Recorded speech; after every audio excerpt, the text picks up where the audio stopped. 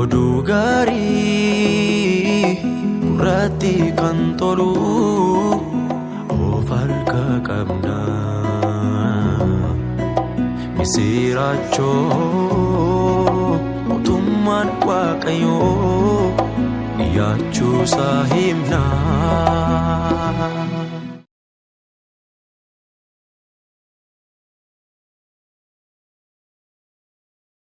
Nagaan waaqayyoo bakka iddoo jirtanitti isiniif haa ta'u. Namooti karaa YouTube chaanaalii oduu gaarii nu hordoftanii har'a mana nama dhuunfaatti argamee jira. Afgaaffii gabaabaa yeroo gabaabaa walii wajjin dabarsina. Waaqayyo yeroo gaarii akka inni nuu kennu immoo abdii guddaa qabna.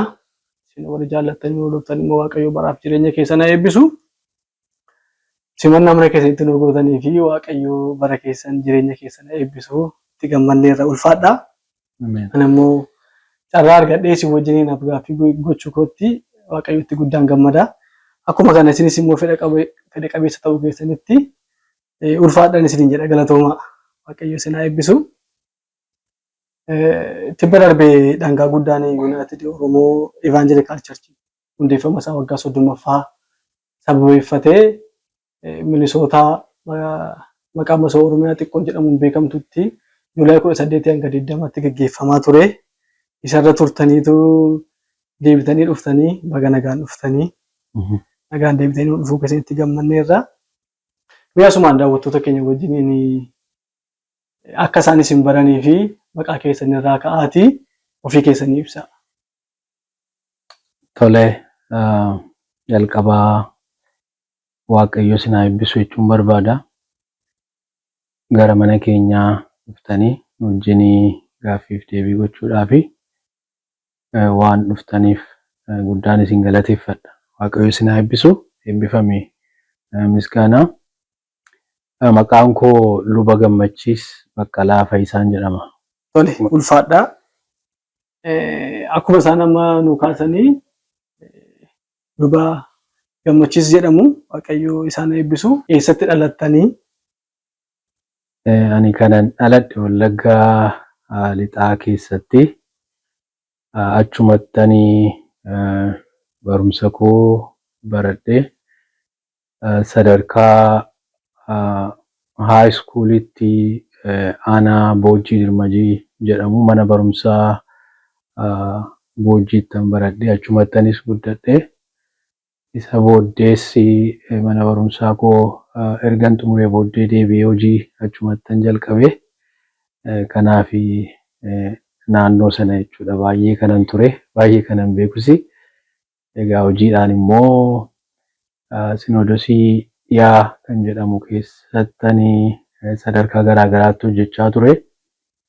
Sababan sadarkaa Sinoodosii jiruuf carraa iddoo baay'ee deemee hojii wangeelaa hojjechuu argadheera. Kanaaf giddu galeessummaadhaan garuu Boojjii iddoo jedhamuun ture jechuudha. Waaqayyo isin haa eebbisu. Mee gara duubaattan isin deebisa. Gooftaa Yesuusiin akkamittiin fayyisaa lubbuu keessanii godhattanii fudhattani? Egaa gaaffiin kun anaaf cimaadha. Sababiin isaa ani akkuma luba ta'e abbaan koos luba. Nuyi waa'ee wangeelaa dhaga'ama guddanne jechuudha. Manuma keenya keessa jira. Akka maatii kiristaanaatti, akka maatii lubaatti abbaan keenya ijoollummaadhaa kaasee sagalee waaqayyoo nu barsiisaa. Akkasumas guyyaa guyyaatti yeroo kadhannaa qabnaa. Akka maatiitti walitti qabamne immoo yeroo kadhannaa addaa qabnaa. Sanuma keessatti guddanne jechuudha. Isin yeroo isin dhalattan iyyuu maatiin keessan luba turanii waldaa kiristaanaa keessa turanii? Luba waldaa kiristaanaa turan abbaan koo lubadha. Kanaaf manuma keessatti jalqabne jechuudha. Waa'ee amantii, waa'ee gooftaa Yesuus Kiristoos duukaa bu'uu, duukaa jiraachuu. Garuu caalaatti gara hubannaatti kanan dhufee akkasumas immoo waaqayyoon tajaajiluun, waaqayyoof hojjechuun, waa'ee amantii ofiitti guddachuun kan inni keessa kootti guddachaa dhufe erga ani guddadhee sadarkaa haayiskuulii ga'ee naannoo keenyatti waldaan keessa ture. Waldaa Boojjii Dirmajii keessatti sochii hafuuraa guddaatu ture. Rivaayivaalii guddaatu ture baay'ee. Nuyi reefu dargaggoota achi keessatti baay'ee yeroo gaarii qabaachaa turre. Namoota kennaa ayyaanaa qabanii, namoota Waaqayyo sirriitti itti dhimma ba'u. Isaantu ture. Isaanii wajjiniin Waaqayyoon kadhachuudhaan, sagalee Waaqayyoo isaanirraa barachuudhaan waa'ee kennaa hafuuraa, waa'ee tajaajilaa, waa'ee Waaqayyoof hojjechuu yeroo sanaa kaasee baay'ee keessa kootti guddachaa dhufe jechuudha. Sanarraan kaaseeti kan ani yeroo guutuuyyuu Waaqayyoof kennee bara koo jireenya koo Waaqayyoof kennee hojii wangeelaa hojjechuuyyuu kana murteeffadhe yeroo sanaa kaaseeti jechuudha. Sochii hafuuraa guddaatu ture naannoo keenya. Ibidda guddaatu ture. Sana keessatti guddanne jechuudha. Waaqayyo isin haa eebbisu. Eebbifamaa. Gara maatiittan isin deebisa. Haadha manaa yookiin gargaartuu qabdu? Haadha manaa qaba. Haadha manaa qaba. Haati manaa koo Toliinee Roorroo jedhamti. Akkuma carraa ta'e isheenis mucaa lubaati. Akkuma koo jaalala Waaqayyoo ta'ennaani akka kiristiyaanaatti yeroon gaa'ela dhaabbachuu keenyaa yeroo ga'u wal barree walii wajjin gaa'ela dhaabbannee waggaa 15 darbaniif walii wajjin jiraachaa turre. Waaqayyo baay'ee nu eebbisee ijoollee 3 qabnaa. Ijoollee dhiiraa 2 fi mucaa durbaa 1 qabnaa. Maqaan isaanii isheen hangafaa Moo'ii Gammachiis jedhamti. Moo'iin waggaa 11. Inni itti aanu Naahoor jedhama. Naahoor waggaa 9 guute kaleessa akkuma carraa ta'e waggaa 9 guute guyyaan dhaloota isaa kaleessa ture. Kan sadaffaa immoo Milkoom jedhama. Inni immoo waggaa 3 waggaa 4 ta'uu fedha. Waggaa 3 keessa jira jechuudha. Kanaaf ijoollee dhiiraa 2 fi mucaa durbaa 1 qabna jechuudha. Waaqayyo isin haa eebbisu. Eebbifamaa. Ameen. Yoo waldaa kiristaanaa keessa tajaajiltan wajjiniin wal nu barsiisa. Waldaan kun eessatti argamaa? Waldichi maal jedhamaa? Isin immoo waldaa kana keessatti gahee akkamii qabdu? Tajaajila yeroo guutuu kennee tajaajiluudha moo akkamii? Akkaataa tajaajila keessanii illee jechuudha. Waldaan ani keessa tajaajilu waldaa Elshaadaay warra Wangeelaa jedhama. Waldaan kun egaa steetii Meerilaand jedhamu keessatti bakka Greenbelt jedhamutti argama. Achi keessatti luba ta'een hojjedha. Luba waldaa sanaati. Kanaaf waldaa Elshaadaay warra Wangeelaa jedhama. Waldaan ani keessa tajaajilu jechuudha. Yeroo guutuu kennitanii tajaajilaa jirtu? Egaa amma hojii wangeelaa yeroo hundumaa yeroo guutuudha. Hojii wangeelaa yeroo walakkaa hojjechuun hin danda'amu. Hojii mataa kootii hojiin hojjedhu hojii gara biraa qaba. Haa ta'uyyuu malee hojii wangeelaa yeroo hundumaa akka hojii guutuutti an fudhadha. Hojii wangeelaa keessa paartaayimiin hin jiru. Ganamas galgalas yeroottis yeroo maleettis waamicha kooti waan ta'eef hojii wangeelaatiif yeroo hundumaayyuu of kenneen hojjedha jechuudha. Sababiin isaa hojii wangeelaa keessaa yeroo hir'uun hin jiru. Yeroo hundumaa hojjetamutu irra jira waan ta'eef akkasittan fudhadha jechuudha. Waaqayyo jireenya keessan bara keessan eebbisu. Namooti nu hordofaa jirtanis akkasiin waan guddaa irraa barattanii abdii guddaan qabaa. Nama Waaqayyooti. Anaaf immoo luba waldaa kiyyaati. Nama ayyaanni Waaqayyoo haalaan irra jirudha. Barnoota biyya lafaallee nama qabanidha. Akkuma kana immoo hafuuratti illee saba kan namoota jajjabeessanidha. Akkuma amma isaan jedhan utuu hojii dhuunfaa qabanii illee hojii hojjetan qabanii san biratti immoo hojii wangeelaaf of kennanii aarsaa guddaa namoota kafalanidha. Waaqayyo bara isaanii jireenya isaanii eebbisu. Nuti dhaloonni haaraan immoo isin warra wangeelatti akkas aarsaa gurguddaa kaffaltaniif kabaja guddaa isinii qabna. Hojii isin hojjettan illee gaafa laallutti hin boonna itti gammanna. Waaqayyo isin haa eebbisu. Asumaan immoo sabni Oromoo guutummaa addunyaa gubbaarra jirtanii tokkummaa amantoota Oromoo addunyaa waggaa 30ffaa isaa tibba kana kabajatee ture. Asumarraan baga geessan isiniin jechuu jaallanna. Sanaan wal qabatuun waan sanaan wal qabatutti waan xiqqoo haasofna. Isin barreessaa olaanaa taatanii akkasiin tajaajilaa turtan odeeffannoon qaba. Akkam sirriidha? Barreessaa boordii tokkummaa waldoota Oromoo warra waliigalaa addunyaa ta'ee waggaa 3 darbaniif hojjechaa ture. Tole, Waaqayyo isin haa eebbisu. Mee maqaa dhumarraa kaana. United Oromo Evangelical Church jechuun maal jechuudha? Egaa akkuma ati jette afaan Ingiliffaan dubbatte afaan Oromootiin tokkummaa waldoota warra wangeelaa Oromoo addunyaa jedhama. Yookiis tokkummaa waldoota Oromoo warra wangeelaa addunyaa yookiis United Oromo Evangelical Church jedhamee beekama. Egaa tokkummaan kuni waldoota addunyaa keessaa bakka garaagaraa jiran kan hammatudha. Biyya kana keessatti baay'inaan isteeta garaagaraa keessatti, isteeta baay'ee keessatti waldoonni Oromoo jiru. Waldoota kana kan hammatudha jechuudha. Biyya Ameerikaa kanarras darbee Kanaadaa keessaa iddoo baay'ee waldoonni Oromoon jiru. Tokkummaan kun isaaniinis hin hammata jechuudha. Isaanirrayyuu darbee Afrikaa keessaa waldoota akka warra Keeniyaa keessa jiranii, biyya keenya waldaa afaan Oromoo Finfinnee, akkasumas waldaa Awustiraaliyaa, waldoota duraan waldoota Awurooppaas dabalatee tokkummaa ijaaramedha jechuudha. Tokkummaa guddaadha.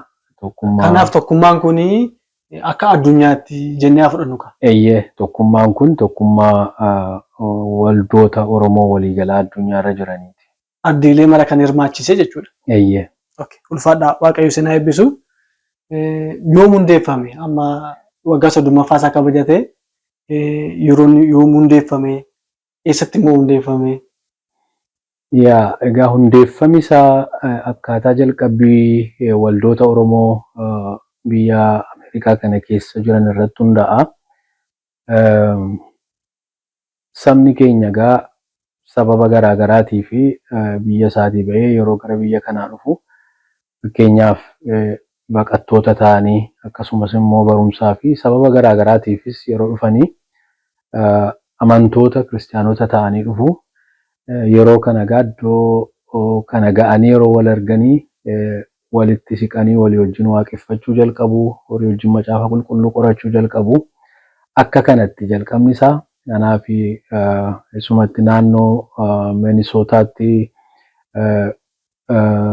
tokkummaan akkasii yeroo jalqabu gara booddee gara waldaatti guddatee bara 1993 waldaan jalqabaa naannoo Minneapolis Minisootaa keessatti jalqabe. Isa booddee immoo gara isteeta Pennsylvania jedhamu keessatti immoo waldaan Oromoo Filaadelfiyaa magaalaa jedhamu keessatti jalqabe. Isa booddees waldoonni egaa iddoo garaagaraatti isteeta garaagaraa keessatti hundeeffamuu jalqabanii. Erga waldoonni kun akka kanatti jalqabamanii booddee bara 1995 ji'a adoolessaa keessa yeroo jalqabaatii fi isteeta Pennsylvania jedhamutti magaalaa Filaadelfiyaatti tokkummaan waldoota Oromoo addunyaa kuni konfiraansii jalqabaa godhachuudhaani jalqabame jechuudha. Yeroo sana miseensa agamii qabu jechuu hin dandeenya. Akka waldaattis haa ta'u, akka amantootattis yoo ta'e miseensa akkamii qabu jechuu hin dandeenya. Yeroo sana egaa miseensota baay'ee hin qabanii. Miseensota baay'ee hin qabanii. Waldoonni yeroo sana jiran baay'ee miti.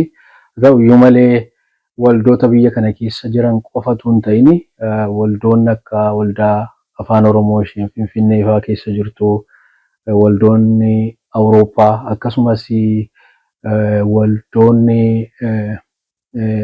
Afrikaa keessaa warra akka Keeniyaa fa'aa irraa miseensonni dhufan walitti dabalamanii walii wajjin jalqabanii jechuudha. Yeroo jalqabanii biyya kana keessatti ergasii babal'atee waldoonni baay'een hundeeffamanii baay'een miseensa hin qaban turanii garuu teellaa keessatti dabalamaa deeme jechuudha. Garuu bakka garaagaraatti namoonni miseensonni argamanii namoonni gurguddaan keessatti argamanii yeroo sana abboonni waldaa kiristaanaa waggaa 30 dura jechuudha. Akka kanatti kan inni jalqabe. Ulfaadhaa Waaqayyo isin haa eebbisu.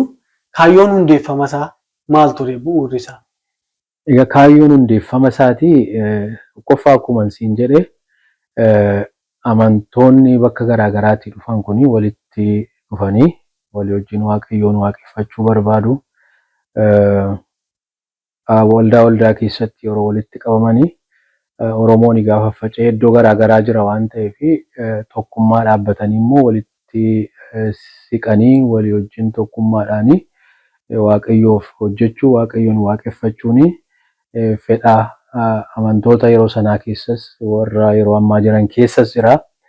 Itti dabalee garuu wanti yeroo sana ka'ee dubbatamaa ture akka murtoo yookiis barreeffama garaagaraa yeroo sana keessa jiran ilaallutti egaa sabni keenya bakka garaagaraatti rakkina garaagaraa keessa jira. Saba keenya immoo akkamittiin gargaaruu dandeenya? Karaa garaagaraa akkamitti saba keenya gargaarraa? Darbee immoo saba keenya sagalee hin qabneef akkamitti sagalee ta'uu dandeenya? Wanti jedhus ka'ee dubbatamaa ture jechuudha. Kanaaf wantoota kanaaf walitti dhufuun tokkummaa ijaarrachuun walii wajjin waaqeffachuu walii wajjin wangeela bal'isuu qofatu hin ta'in saba keenya ardii garaagaraarra akkasumas immoo caalaatti biyya keessa jiranii fi humna ta'uu gargaarsa ta'uu dandeenya isa jedhu of keessaa qaba jechuudha. Kaayyoon tokkummaa kanaa yeroo dhaabbate kana fakkaata jechuudha. Gara duubaatti deebinee yoo ilaallu waggaa 30 dura yeroo itti tokkummaan amantoota Oromoo addunyaa kun hundeeffamu bu'uureffamu sabni Oromoo akka sabaatti rakkoo akkamii irra jira jechuu hin dandeenya? Egaa sabni Oromoo yeroo hundumaayyuu rakkina qaba. Rakkina keessa saba darbaa turedha. Rakkinni kun karaa garaagaraati. Rakkoon siyaasaa jira, rakkoon hawaasummaa jira, rakkoon diinagdee jira, rakkoo baay'ee keessa saba darbaa ture. Har'as darbaa jirudha. Kanaaf waggaa 30 achi deebite yoo ilaalte rakkoon ture. Har'as rakkoon jiru waluma fakkaata jechuudha. Rakkoon kuni bifa garaagaraa qaba. Egaa Waaqayyoon kadhachuurra darbee akka tokkummaa kanaatti rakkoo jiruuf furmaata maalii kennuu dandeenya yoo walitti dhufnee tokkummaa keenya jabeeffannee walii wajjin hojjennee isa jedhuun ka'e jechuudha tokkummaan kuni. Kanaaf rakkoon jira, kaleessas jira, har'as jira. Egaa akka tokkummaa kanaatti amma dandeenye maal gochuu dandeenya isa kana furuudhaaf isa jedhu of keessaa qaba jechuudha. Haa ta'u gooftaan bara keessan haa eebbisu. Isinis warri nu hordofaa jirtanii akka isin waa guddaa barataa jirtanii abdii guddaa qabna. Waaqayyo isin haa eebbisu. Yeroo ammaa kana miseensonni waldoota tokkummaa Oromoo addunyaa kanaa hagam ta'u? Amma gara waldoota 36 ta'u amma kan miseensa ta'anii jiranii. Egaa inni kun immoo waggaan dabala. Waldoonni yeroo dhaabbatanii gara tokkummaa kanaa dhufuudhaaf fedha qabu. Kanaaf yeroo walga'iinsa waggaatti si'a tokko ta'u yeroo hundumaayyuu miseensa haaraa ta'uudhaaf kan gaafatan jiru. Dabalaa jira jechuudha. Guddachaa jira. Amma gara waldoota 36 kan ta'an of jalatti qaba. Tole, ulfaadhaa.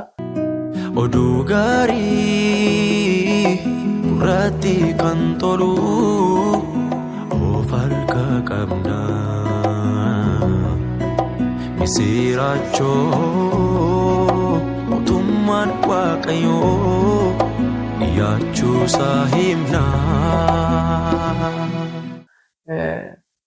Saba keenya bukkeetti waa'een tokkummaa amantoota Oromoo kun haalaan baramaadha, beekamaadha jedhee yaadu. Sababiin isaa warreen itti dhiyeenyaan beekan akkuma jiranii namooti odeeffannoo hin qabne ni jiru. Hojiiwwan gurguddaa hojjechaa jira. Saba keenya bukkeetti yoo karaa advertaayiziitiin, karaa beeksisaatiin yoo qaawwi mul'atu jiraate malee hojii gurguddaa hojjechuutti jira. Akka beeknutti namoonni itti dhiyeenyaan beekan hojii gurguddaa inni hojjetu ni beeku. Namooti hubannoo hin qabneef hubannoo akka ta'uu fi kaayyoon isaa maal hojjeta? Amma hundeeffamee kireet ta'eera. Wanti hundeeffamee lafarra jiru umurii waggaa 30 lakkoofsiseera. Wanti inni hojjechaa jiru maali? Akkuma ati jette waldoota keessatti yeroo baay'ee waldoonni akkuma akka dhuunfaatti waldaasa keessa jiran duwwaa jabeessuu yookiis isa keessatti hojjechuu yaadu malee tokkummaan kun yookiis akka inni jiru hin beekanii yookiin immoo akka inni jiraate iyyuu beekanii qoonni isaanii ga'een isaanii achi keessatti maal ta'uu akka qabu hubatanii keessatti hirmaannaa ga'aa gochuu dadhabuun jira. Inni kun jira. Garuu tarii warra hin beeknee fi maal hojjetaa isa jedhu lafa kaa'uun baay'ee barbaachisaadha. Hojii bal'isuu wangeelaa hojjeta ni jalqabaa. Tokkummaan kuni amantoota warra wangeelaatu keessatti wal ga'e waan ta'eef hojii wangeelaatiif yeroo hundumaayyuu dursa kenna. Heeraaf seera mataa isaatii qaba. Seera keenya keessatti wanti fee jiru macaafa qulqulluu qulqullummaatti lallabuu abboota waldaa kiristaanaa warra duriitiin kan qophaa'anii dhuga ba'umsa amantii garaagaraa iddoo kennuu fi macaafni qulqulluun egaa bara kana keessaa karaa garaagaraa komproomaayistii ta'a. Macaafni qulqulluun sagaleen waaqayyootu komproomaayistii hin ta'in qulqullummaatti eegamee dubbiin waaqayyoo macaafni qulqulluun kakuu moofaan kakuu haaraatti dhugaatti akka lallabamu kanaaf cimsee dhaabata jechuudha. Inni kun isa jalqabaati. Akkasumas immoo wangeelli dhugaan kun wangeelli fayyisaa keenya gooftaa keenya Yesuus Kiristoosii namoota hundumaa bira warra dhagayin jiran bira bakka kamiyyuu jiraatanii karaa inni ittiin ga'uu danda'u irratti ni hojjeta jechuudha. Inni kun isa jalqabaati waamichi waldaa kiristaanaa akkasumas ga'een tokkummaa kanaas kana akka ta'e namana itti dabalee hojii gurguddaa hojjeta. Achi keessaa wanta arfan tokko tuquun hin danda'a. Tokkummaan kun wanta inni hojjetu keessaa tokko sabni keenya akkuma sila isiin jedhe rakkoo garaagaraa keessa jira. Rakkoo sabni keenya keessa galan atattamaan bira ga'anii amma danda'ametti gargaaruu irratti hojjeta.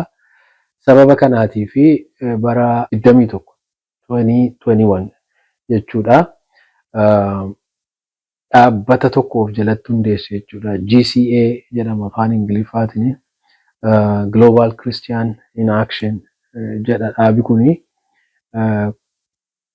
Jechuun gabaabaadhumatti kiristaanummaa hojiin agarsiisuu jedha jechuudha. Kiristaanummaa hojiin agarsiisuu jechuun egaa wangeelli nuyi lallabnu wangeela guutuu akka ta'uuf gooftaan keenya Yesuus Kiristoos biyya lafaa keessa yeroo ture hojii lubbuu fayyisuu hojjechaa ture. Akkasumas immoo qaama namaas wanta gargaaru hojii garaagaraa hojjechaa ture waan ta'eef hojiin keenya guutuu akka ta'uuf saba keenyaa fi karaa kam bira dhaabachuu dandeenya wanti jedhu yaadi isaa dhufe jechuudha. Gaatattamaan gargaaruudhaaf fakkeenyaaf yeroo sabni keenya beela'anii sababa gogiitiin fakkeenyaaf yeroo tokko saba keenya Booranaa gidduutti ta'e jechuudha. Sabni keenya yeroo garaagaraa sababa garaagaraatiif yeroo buqqa'anii warra mana isaanii qe'ee isaanii irraa fagaatan gargaaruu akkasumas dhibeen garaagaraa dhukkubni yeroo darbee dhukkubni busaa iddoo baay'eetti saba keenya hubaa ture.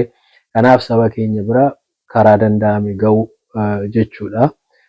Fakkeenyaaf nyaata atattamaan barbaachisu bitanii bakka isaan jiranitti geessuu fi waldaa afaan Oromoo ishee Finfinnee keessa jirtu wajjin paartinarii taanee hojjenna isa kanarratti. Karaa kana sabni keenya amma tokko akka isaanii gargaaraman gochuudhaaf yaaliin godhamaa ture. Qorichi bitamee ergamaa ture. Saba keenyaaf yeroo dhibeen busaa saba keenya hubaa ture. Akkasumas egaa karaa garaagaraa gargaaruudhaaf yaaliin godhamaa ture. Teellaa kana immoo dhaabbata biyya kana keessaa qorichi nama hundumaa bira ga'uudhaaf hojjetu tokkotu jira. MAP International dhaabbata jedhamu. Isaanii wajjin wal ta'uudhaan qorichi iddoo kanaa gara biyya keenyaatti ergamee saba keenya bira akka ga'uuf yaaliin godhamaa ture jechuudha. Na hojii baay'eetu hojjetama. Kanaaf inni jalqabaa hojii hawaasummaa irratti xiyyeeffata jechuudha. GCN kuni itti dabalee tajaajila advocacy kan jedhu irratti hojjeta. Inni kun gabaabaadhumatti warra sagalee hin qabneef sagalee ta'u karaa garaagaraa sabni keenya rakkoo keessa yeroo galanii yeroo ajjeechaan garaagaraa jiru dhibeen garaagaraa saba keenyarra yeroo ga'u isaanii fi qaama dhimmisaa ilaallatu biraan sagalee isaanii ga'u jedhu irratti hojjeta. Sadaffaa waa'ee macaafa qulqulluu afaan Oromoo itti hiikamee jiru baay'isanii saba keenya biraan ga'u irratti dhaabbati dhaabate jira. Isa kanaatiif OBIS kan jedhamu Oromoo Bible Society isaaniin baay'ee tumsinaa akka tokkummaa kanaatti hojii gurguddaatu hojjetamaa ture. Marsaa 2 fi macaafni qulqulluun maxxanfamee gara biyyaatti ergameera. As warra jirruufis macaafni qulqulluun waldoota bira ga'aa tureera. Marsaa 2tti gara macaafa qulqulluu 54,000 ta'u maxxanfamee gara biyyaatti ergamee saba keenya biraanii wangeelaa yookiis macaafa qulqulluu ga'uuf yaaliin godhamaa ture. Akka dimaandii jirutti akka macaafni qulqulluun barbaachisutti ga'aa miti. Sabni keenya gara miliyoona 15 ta'u macaafa qulqulluu barbaada jedhameeti dubbatama. Garuu amma ammaatti kan maxxanfame gara kitaaba 54tti xinnoodha. Kanaaf hojii guddaatu nu eeggata jechuudha. Macaafa qulqulluu baay'ifnee maxxansinee saba keenyaaf erguudhaaf akka barbaachisummaa isaatti dammaqnee irratti hojjechuun nurra jira. Egaa tokkummaan kun isa kana keessatti ga'ee guddaa qaba jechuudha. Si'a lamaan maxxanfamee raabsamuu keessatti ga'ee olaanaa kan qabu dhaabbata keenya kanadha. Darbee inni arfaffaan immoo fookasii atiyyuu beektaa keessatti hirmaachaa turte ijoollee Oromoo tokkummaadhaan walitti dhufanii kaampasii keessa jiran keessatti waaqayyoon waaqeffatanii hojii bal'isuu wangeelaa hojjetanii hojii garaagaraas hojjetanii ijoollee kana karaa danda'ame karaa amma humni tokkummaa kanaa danda'e tumsuu irratti isin hojjeta jechuudha. Kanaaf egaa gabaabaatti hojiin hojjetu kana fa'aa of keessaa qaba jechuudha. Dhufaadhaa waaqayyoo isin haa eebbisu. Dhugumatti hojii guddaadha kan isin hojjechaa jirtanii. Itti dhiyeenyaan isin waan quba qabnuu fi hojii gaggaariidha kan hojjetamaa jiru. Isaan kana keessaa xiyyeeffannoo addaa kan inni kennuuf maali? Fakkeenyaaf wantoonni hojii isaa ta'anii tarreeffaman akkuma jiranitti ta'ee xiyyeeffannoo addaa kan kennuuf xiyyeeffannoo dursaa kan laatuuf kan. Hundumti isaayyuu xiyyeeffannoo barbaada. Akkuma isin jedhe wangeela nama biraan ga'uun xiyyeeffannaa isa jalqabaati. Namni oduu gaarii sagalee misiraachuu waa'ee fayyisaa keenya gooftaa keenya Yesuus Kiristoos dhaga'uutu irra jira. Bara gara dhumaa keessa jirra waan ta'eef inni kun yeroo kamiyyuu xiyyeeffannaa waldaa kiristaanaa xiyyeeffannaa tokkummaa kanaas ta'uu qaba. Itti dabalee immoo akkuma amma haasa'aa ollee sabni keenya rakkoo garaagaraa keessa jira. Rakkoo sabni keenya keessa jiru keessatti bira dhaabachuunis karaa danda'ame waldaa kiristaanaa irraa hin barbaadama. Sagalee wangeelaati. Nu abbooma gooftaan keenya Yesuus Kiristoos nutti dubbateera. Warra hidhaman, warra beela'an, warra daaran, warra buqqa'anii isaaniin bira dhaabachuu gargaaruu amma danda'ame sagalee ta'uufiin barbaachisaadha. Akkasumas immoo xiyyeeffannaa olaanaa kan barbaadu tokko macaafni qulqulluun keenya kuni egaa bara kanatti adaraa nutti kennamedha. Macaafni qulqulluun kuni maxxanfamee saba baay'ee barbaadaa jiraniif ergamuutu irra jira. Waldaan kiristaanaa dhimmitee irratti hojjechuutu irra jira. Amma waldaa keessatti waldaan wanti isheen irratti xiyyeeffattu meeshaa garaagaraa kana bituu, waama garaagaraa wanta barri fide kana geggeeddaruu, waldaa keessa mimmiidhegsuu waan akkasii irratti xiyyeeffannaa laanna malee isa bu'uura ta'e irratti yeroo baay'een xiyyeeffannu. Macaafni qulqulluun akka nu iddoo kanaa ilaallu namoonni barbaadan, namoonni dheebotan jiru. Harka isaanii akka galuu fi irratti hojjechuutu irra jira. Waldaan kiristaanaa ga'eensa kan isheeti jechuudha. Egaa akkuma seenaa Oromoo keessatti waa'ee Abbaa Gammachiis, waa'ee Oneesimoos Nasiib akkuma dubbannu, Oneesimoos yeroo dubbate Waaqayyo kennaa guddaa saba Oromootiif kenne, eenyuyyuu harkaa fudhachuu kan hin dandeenye jedhee dubbate macaafa qulqulluu isa jalqabaa afaan Oromootti gaafa hiike. Egaa macaafni qulqulluun kuni sagaleen misiraachoo kennaan hundumaa caalu inni guddaan kuni saba keenya harka akka ga'uuf irratti hojjechuun nurra jechuudha. Xiyyeeffannee akka waldaatti waldoon hundumtuu isa kana irratti hojjechuun baay'ee irraa barbaadama. Hundumti isaayyuu xiyyeeffannaa barbaada. Kanaaf waldoonni karaa isaan hubatanii hojii kana keessatti ga'ee fudhatan irratti cimsinee hojjechuutu nurra jira jechuudha. Asumarraan gaaffii dabalataan isinii qabu. Waldoota tokkummaa kana keessa jiraniif dhaamsa maalii qabdu? Dhaamsa ni qabu. Akkuma ammansiin jedhee tokko waa'ee tokkummaa kanaa hin beekne yookiis hin barre yoo ta'e tokkummaa kanaa baruu jechuun tokkummaan kun maal hojjetaa, wanta inni hojjetu wanta nama tokko lama jedhee sii kaase kana akka isaan hubatanii gochuuf yaalii gochuudha. Warri baranii tokkummaa kana keessatti qooda fudhachaa jiran immoo hojii guddaa kana hojii jalqabanii hojjechaa jiran keessatti jabaatanii cimsanii hojjechuutu isaan irra jira. Fakkeenyaaf wanta lamaan sii kaase keessaa tokko waa'ee GCA ilaalchisee, GCA'n waldaa keessatti koree mataa isaatii qaba.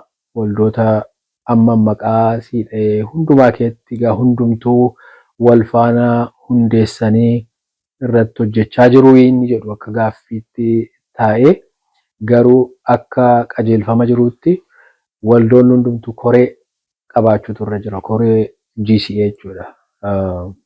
Focal team jedhama. Waldaa keessaa focal teamii qabaachuu qabaa jechuudha. Kanaaf waldoonni cimsanii irratti hojjechuu, waldaa keessatti koreensaa focal teamiin dhimma GCA irratti waldoota keessatti hojjetu akka hojjetuuf kakaasuu, dammaqanii hojjechuutu irra jira isa jedhu. Ammas akkuma walgahii keenya irratti dubbannu, akkuma yeroo wal arginu dubbannu yaadachiisa garaagaraa irratti ammas namoonni isa kana dhaga'anii tarii waldoonni miseensa tokkummaa kanaa ta'anii dammaqanii isa kana irratti hojjechuutu irra jira. Akkasumas karaa macaafa qulqulluu ilaalchisee amma waldaatti gadi bu'ee koree mataa isaatii qabaatee akka hojjetuu fi yeroo garaagaraatti murtaa'aa qajeelfamii kennamaa ture. Kanaaf dammaqinaan akka irratti hojjetamuu fi waldoonni hojjechuutu irra jira. Ergaa koo dabarsuu barbaada sumaanii tokkummaa kana akka laayyootti ilaaluun nurra hin jiru. Tarii dhaaba baay'ee hin qabnu akka saba Oromootti keessumaa karaa waldaa kiristaanaa dhaabni amma tokko cimaa ta'e nuyi qabnu suma kanadha jedheen yaada. Kanaaf waldoonni dhaaba isaanii tokkummaa kana jabeessuu, karaa danda'an hundumaa bira dhaabachuu, tumsuu, miishinii isaa hojii biyya kanattis biyya keenyattis bakka garaagaraattis hojjetuu fi tumsa karaa hundumaa gochuudhaa fi of kennanii irratti hojjechuutu irra jira jechuudha. Hojii kana hin laaffifnu, jabeessinee cimsinee irratti hojjechuudhaani iddoo yaadameen ga'uutu nurra jiraa jedheen yaada. Walgahii tokkummaa kanarratti isa darbe irratti kaawunsilii ji'a kana keessa ta'e irrattis kan dubbatamaa ture isuma kanadha. Attamitti tokkummaa kana dhaaba cimaa gochuu dandeenya? wanta jedhutu ka'ee dubbatamaa ture. Taask foorsiin iyyuutti filamee dhaabi kuni dhaaba cimaa ta'utu irra jira waan jedhamutu haasa'amaa ture. Egaa waldoonni cimanii dhaaba cimaa godhatanii tajaajila waldaa kiristaanaatii fi ulfina waaqayyootiif immoo akka ta'uu fi gochootu irra jira jedhuun dubbadha jechuudha. Ulfaadhaa waaqni sinaa eebbisu. Waldoonni wangeelaa ta'anii guutummaa addunyaa kanaa gubbaarra jiranii tokkummaa kanaa keessa kan hin jirre ni jiru. Waldooti kiristaanaa amantoota isaanii ta'uu danda'a, gaggeessuu isaanii ta'uu danda'a. Namooti garaagaraa nu hordofaa waan jiranii fi waldoota tokkummaa kana keessa hin jirreen maal jettu? Dhaamsa maalii qabdu isaaniif? Maal jechuun ni barbaadu? Waldoota tokkummaa kana keessa hin jirree fi tarii warra biyya kana keessa jiraniif biyya Ameerikaa, biyya Kanaadaa akkasumas bakka garaagaraa jiraatanii miseensa tokkummaa kanaa hin taanee fi gara tokkummaa kanaa dhufanii tokkummaa kanaa wajjin hojii wangeelaa hojii tokkummaan kun hojjetu yoo hojjetanii gaariidhaa jedhee yaada'anii wanti gochuun namarra jiru tokkummaan kun qajeelfama taasaatii qaba. Miseensa haaraa akkaataatti fudhatu qajeelfama isaa sanaan ilaalee iyyata yookiis miseensa ta'uudhaaf gara isaatti dhufu hundumaayyuu kaawunsiliin yeroo murteessu hin fudhata jechuudha. Kanaaf waldoonni miseensa hin ta'in jiran ammayyuu miseensa akka ta'aniif nan jajjabeessa jechuudha. Biyya kana keessa iddoo garaagaraa jiraatanii ammayyuu waa'ee tokkummaa kanaa kan hin beekne akkatti miseensa ta'an kan hin beekne iyyata isaanii gara boordii qabaa. Boordiin tokkummaa kunii fudhatee ilaalee gara kanatti isaan fiduu danda'a waan ta'eef gara kanatti yoo dhufan gaariidha. Warri bakka garaagaraa jiran immoo tarii addunyaarraa bakka garaagaraa warri jiranii tokkummaa kana keessatti miseensa ta'uun illee isaaniif hin mijatu yoo ta'e wal quunnamtii gochuu hojii tokkummaan kun hojjetuuf waaqayyoon kadhachuu karaa garaagaraa karaan ittiin walii wajjin hojjechuun danda'amu jiraates boordii tokkummaa kanaa wajjin haasa'uun hin danda'ama. Kallattii garaagaraarra hojii waaqayyo biyya lafaa guutummaa irratti hojjechuudhaaf tokkummaan kun yeroo hundumaayyuu banaadha. Fedha isaatis keessumaa lafa sabni keenya jiru saba Oromoon jiru hundumaatti hojii wangeelaa hojii saba keenya gargaaru hojjechuudhaaf hundumaa qophaa'aa waan ta'eef karaa danda'an hundumaa keessatti hirmaachuu danda'u jechuudha. Ulfaadhaa gooftaan isin haa eebbisu. Hordoftoonni keenya warri nu hordofaa jirtanii isaan nama guddaadha. Nama ayyaanni waaqayyoo haalaan irra jirudha. Bu'aa bayyuma jiruuf jireenyaa keessattuu namoota waan guddaa arganidha. Waan guddaa irraa barachuu dandeenya. Waan guddaa irraa barachaa jirra. Yeroo sababa yerootii fi gara walitti qabuutti dhufna. Yeroo biraa fedha waaqayyoo jaalala waaqayyoo ta'e immoo mata duree biraan yaada biraan akka isaa wajjin mari'annu abdii guddaan qaba. Xumura irratti wanti isin dubbachuu barbaadda yoo jiraate akkasumas immoo qaamni isin galateeffachuu barbaadda yoo jiraate carraan isiniif kenna. Haa ta'u waaqayyoo si haa eebbisu. Egaa wanti dhumarratti dubbadhu waa'ee tokkummaa kanaa laalchisee dubbadheera. Ergaan koo suman kanaan dura dubbadheera. Egaa waldaa kiristaanaa bara kana keessa jiruu fi gara sagalee waaqayyootti gara dubbii waaqayyootti deebi'uun barbaachisaadha. Isa jedhuun dubbachuu barbaada. Amma waldoota kiristaanaa jedhamna. Wanta baay'eedhaan garuu macaafa qulqulluurraa wanta faallaa ta'e baay'eetu argama bara kana keessa. Bara gara dhumaa keessa immoo jirra. Barri gara dhumaa kun immoo wallaalchisaadha. Wanta nama gowwoomsu baay'eetu jira. Wanta yaada namaa macaafa qulqulluurraa sagalee waaqayyoorraa tokkummaa fayyisaa keenya gooftaa keenya Yesuus Kiristoos wajjin qabnurraa wantoonni nama fageessanii baay'eedha. Kanaaf amantii keenya xiyyeeffannaadhaan duukaa bu'uutu nurra jira. Sagalee waaqayyoo irratti hundaa'uutu nurra jira. Wanti kamiyyuu wanti waldaa kiristaanaa keessatti ta'u hojjetamu wanti bara kana ta'u hundumtuu sagalee waaqayyootiin dubbii waaqayyootiin madaalamuutu irra jira. Yoo baay'ee sagalee waaqayyoo irraa fagaannee deemne irra ta'e gara sagalee waaqayyootti deebi'utu nurra jira. Sagalee Waaqayyoo keessatti eegamne isatti waamamneef hojii ergaasa guddaa The Great Commission isa jedhamu biyya lafaa keessatti Gooftaan keenya Yesuus Kiristoos deebi'ee dhufutti fiixaan baasuudhaaf hojjechuutu nurra jira jedheen yaada. Egaa Waaqayyoo amma ammaatti waan nu gargaareef itti fufees waan nu gargaaru hundumaa caalaa Waaqayyoon nan galateeffadha. Isinis dhufuu keessaniif gaaffii kana anaa wajjin gochuudhaa fi fedha keessan ta'uu isaatiif isinin galateeffadha.